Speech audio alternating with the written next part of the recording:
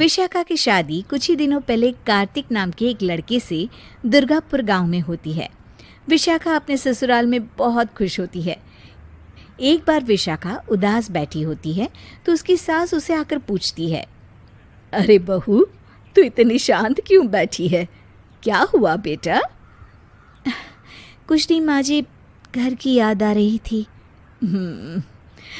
एक काम करना बेटा, अपनी छोटी बहन को बुला ले, तेरा मन भी लग जाएगा है। विशाखा ये सुनकर खुश हो जाती है और अपनी बहन शिखा को फोन करके बुला लेती है। शिखा विशाखा के ससुराल आ जाती है। ती, कैसी हो आप? अरे आ गई तू, मैं तो एकदम ठीक हो गई। शिखा पूरे परिवार से मिलती है। नमस्ते जीजू, कैसे हो आप? अरे बढ़िया बढ़िया, तुम बताओ। अरे कुछ नहीं जीजू। अरे आपकी शर्ट पर कॉकरोच है? कहाँ है? सॉरी जीजा जी। शिखा, आते ही तूने शैतानी शुरू कर दी, चल कमरे में। अगले दिन विशाखा रसोई में खाना बना रही होती है और तभी वहां शिखा आकर उसे पीछे से डरा देती है। वो!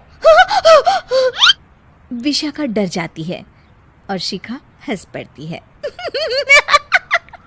तू पागल है क्या शिखा? अभी मेरे हाथ से सब्जी गिर जाती ना। अरे दी, आपको क्या हो गया है? शादी से पहले तो कितनी मस्ती करती थी और अब एकदम बोरिंग हो गई है आप। ऐसा कुछ नहीं है शिखा, वो तो शिखा, चूहा कहाँ है? दीदी दीदी दीदी दीदी, मुझे चूहे से बहुत डर लगता है। कहाँ है चूहा? देखा शिखा, मैं कुछ भी नहीं भूली, मस्ती करना भी नहीं। सच में दीदी, आपने तो डरा ही दिया था मुझे। दोनों बहनें आपस में बात कर रही होती है। तभी शिखा को एक आइडिया आता है। दी, क्यों ना आज हम इन सबको डराए? नहीं नहीं शिखा, ये मेरा ससुराल है, यहाँ लोग मजाक में नहीं लेंगे तुम्हारी बात को। अरे दी, तुम भी ना कितना सोचती हो। रात में जब सब सो रहे होते हैं कि अचानक से विशाखा की सास को पायल की आवाज़ सुनाई देती है। वो आंगन में आकर देखती है तो आवाज़ आना बंद हो जाती है। अरे कौन है इतनी रात को? वो जैसे ही मुड़ती है तो देखती है कि सफ़ेद साड़ी में एक औरत घूम रही है। वो डर जाती है और भागकर अपने कमरे में चली जाती है। वो औरत और कोई नहीं पर शिखा होती है।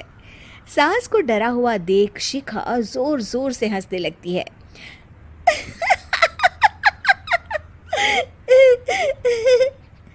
अगले दिन शिखा ये बात विशाखा को बताती है। ऐसा तुझे नहीं करना चाहिए था शिखा, ये मेरा ससुराल है और तू यहाँ ऐसे मजाक नहीं कर सकती। किसी को पता चल गया ना तो हमारी तो शामत आ जाएगी। अरे कुछ नहीं होगा दी, मैं तो सोच रही हूँ कि आज अच्छे से मेकअप भी कर लूँ तो और ज्यादा मजा आएगा। शिखा वहां से चली जाती है और विशाखा की सास ये सब सुन लेती है। ओह, तो ये सब शिखा का करा धरा है।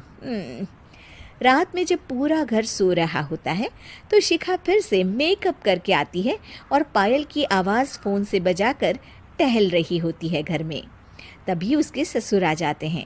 शिखा जैसे ही उनको डराती है वो अचानक से गिर पड़ते हैं और बेहोश हो जाते हैं।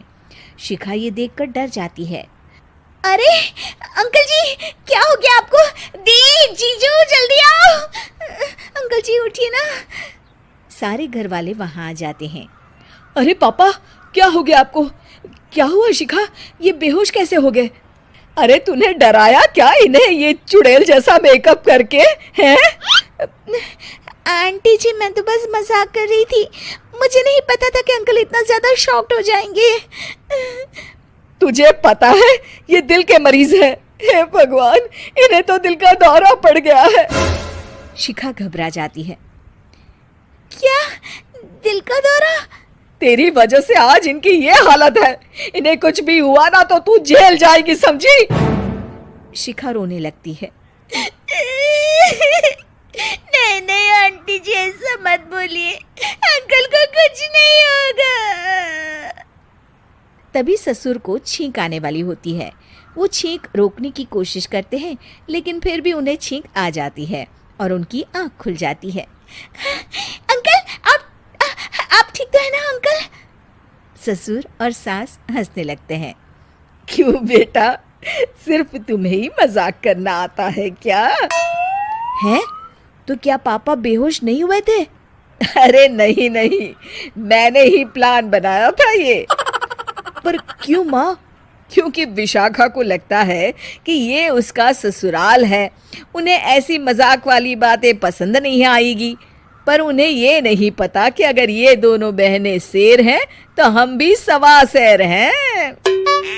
ये तो बिल्कुल सही कहा आपने आंटी जी।